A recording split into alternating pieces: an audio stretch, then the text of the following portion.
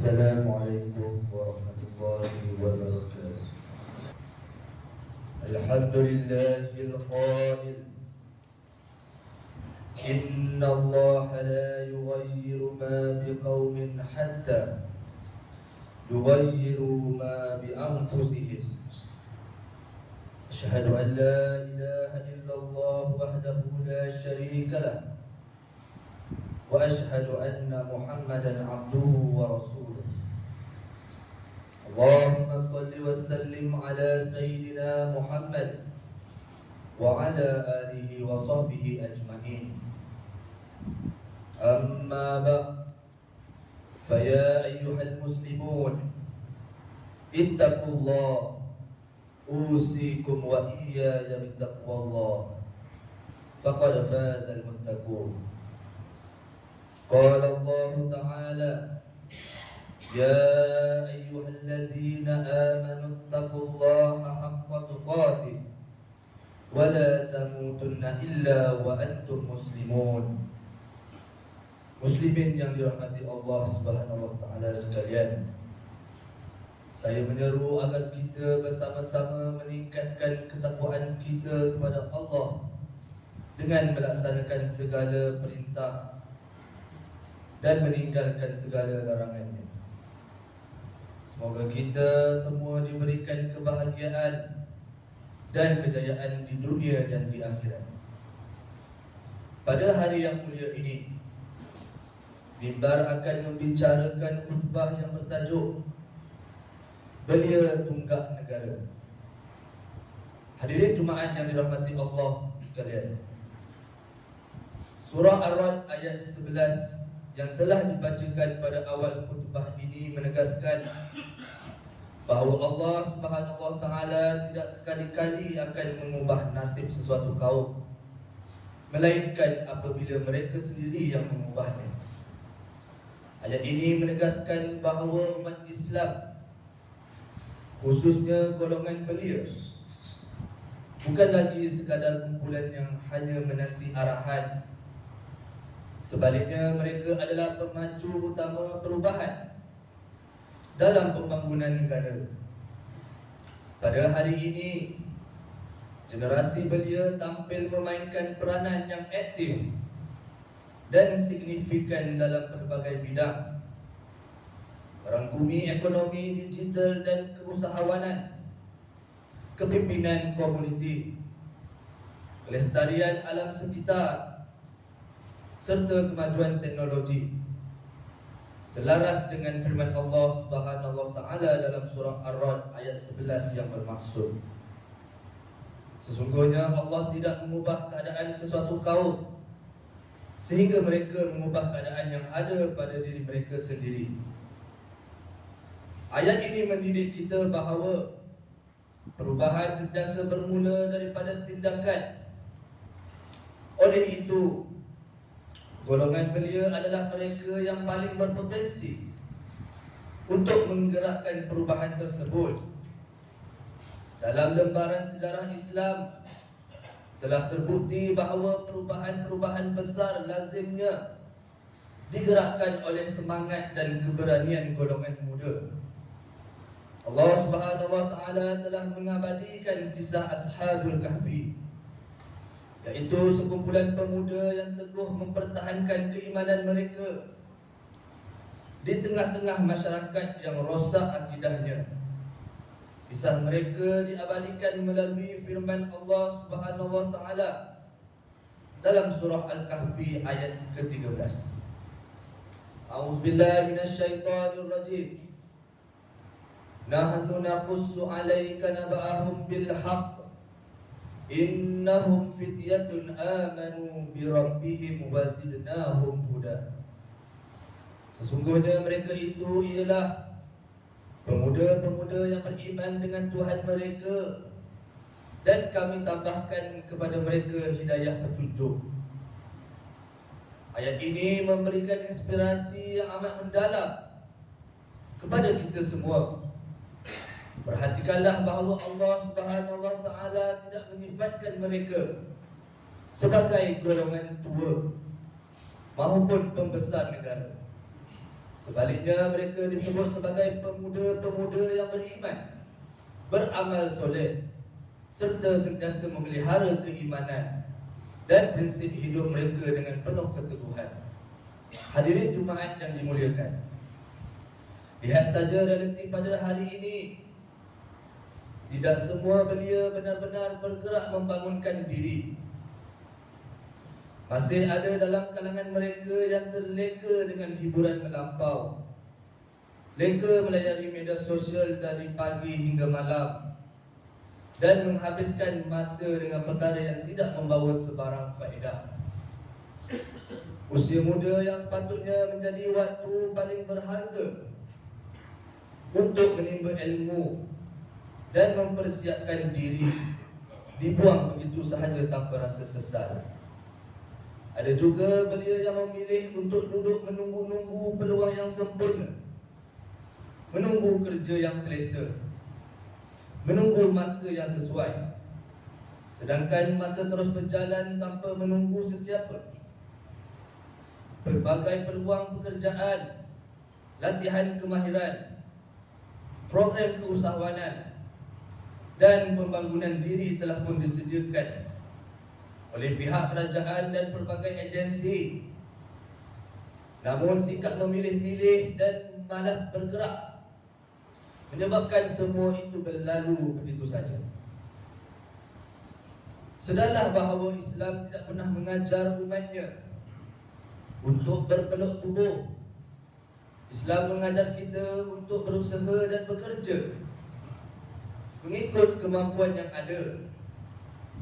Kemuliaan dalam bekerja adalah selagi mana pekerjaan itu halal dan ia dilakukan dengan penuh amanah. Yang tercela di sisi agama ialah sikap malas, suka mengharapkan belas orang lain, terlibat dengan pekerjaan yang haram, serta membiarkan usia muda berlalu tanpa sebarang usaha untuk memajukan diri.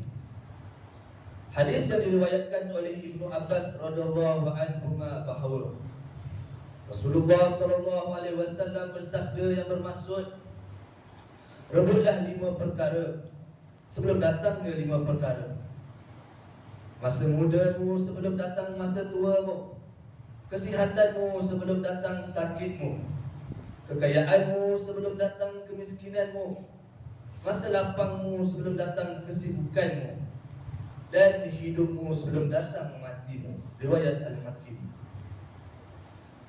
Hadirin Jumaat yang dirahmati sekalian, jika kita telusuri sirah Rasulullah SAW, kita akan mendapati bahawa ramai sahabat yang diberi amanah besar ketika masih berada dalam usia muda.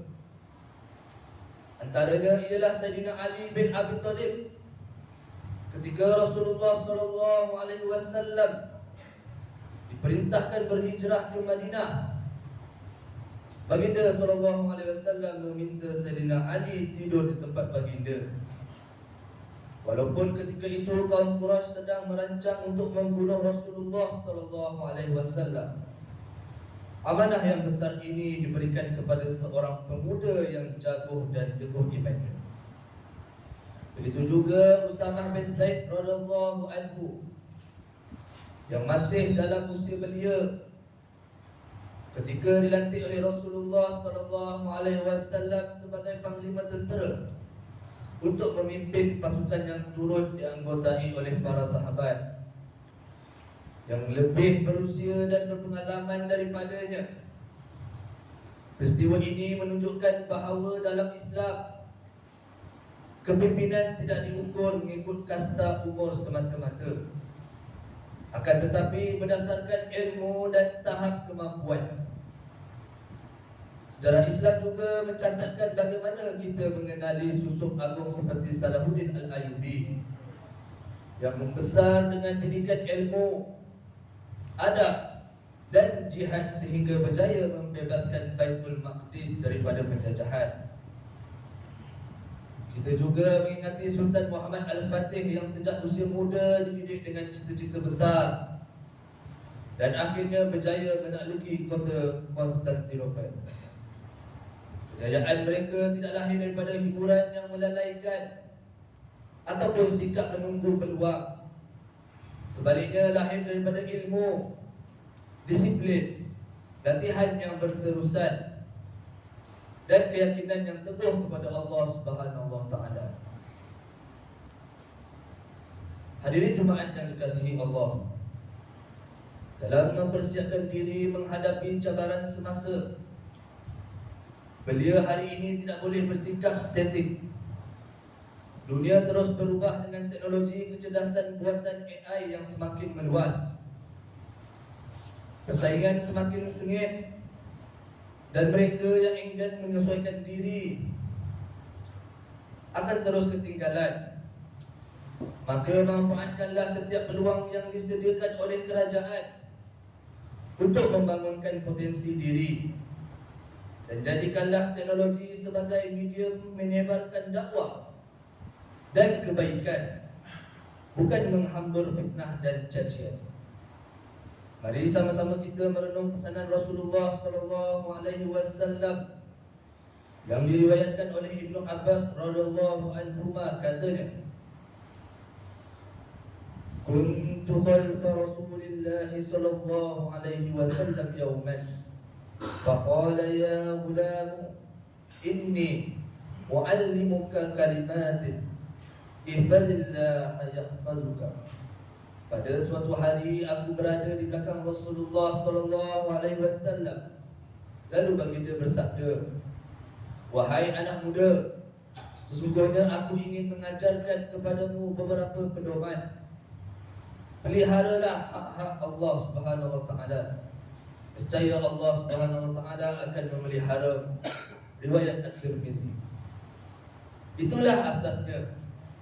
Sesiapa yang menjaga hubungan dengan Allah Subhanahu wa taala, memelihara solat dan menjauhi segala jenis maksiat, Allah Subhanahu wa taala akan memelihara hidupnya, agamanya dan masa depannya.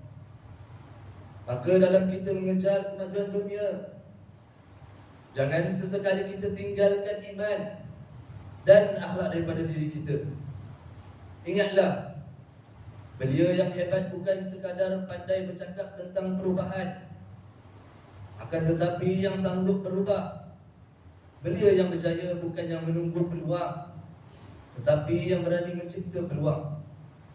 Jadi gunakanlah masa muda ini sebagai medan untuk membina jati diri dan menjadi tunggak penggerak demi kemajuan agama, bangsa dan negara kita. Perkukuhkanlah sudut akidah, akhlak, ekonomi dan transformasi digital. Sungguhnya masa muda yang disisihkan adalah kerugian yang tidak ternilai dan penyesalan yang tiada penghujung. Para tetamu Allah Subhanahu wa taala yang dirahmati, mengakhiri khutbah pada hari ini, marilah kita mengambil beberapa pengajaran untuk dijadikan pedoman dalam hidup kita.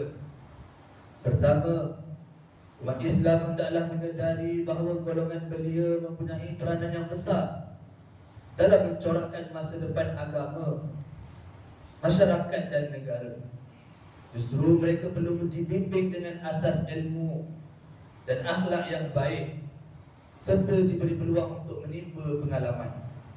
Kedua, umat Islam hendaklah memanfaatkan usia muda dengan perkara yang bermanfaat, seperti menuntut ilmu, membina kemahiran serta menggunakan teknologi dan media sosial secara berhikmah dan bertanggungjawab. Ketiga, umat Islam hendaklah menjaga hubungan dengan Allah Subhanahu wa taala dengan memelihara solat, akhlak dan batas syariat, agar kehidupan sentiasa dipandu dengan iman serta dijauhkan daripada perkara yang merosakkan diri dan masyarakat. A'udzubillahi minasyaitonir rajim. Ya bunayya aqimis salata wa'mur bil ma'ruf wanha 'anil munkari wasbir 'ala ma asabak inna zalika min azmil umur. Wahai anak kesayanganku, dirikanlah solat dan suruhlah manusia berbuat yang makruf dan cegahlah mereka daripada yang mungkar. Dan bersabarlah atas segala bencana yang menimpamu. Sesungguhnya perkara itu merupakan urusan yang perlu diambil berat dengan penuh keazaman. Surah Luqman ayat 17. Barakallahu li wa lakum fil Qur'anil azim wa nafa'ani wa iyyakum bima fihi minal ayati waz zikril hakim. Wa taqabbala minni wa minkum tilawatahu innahu huwas samiul alim. Aqulu qawli hadza wa astaghfirullahal azim li wa lakum wa lisa'iril muslimin wal muslimat fastaghfiruhu innahu huwal ghafurur rahim. A'udzu billahi minasyaitonir rajim. Allah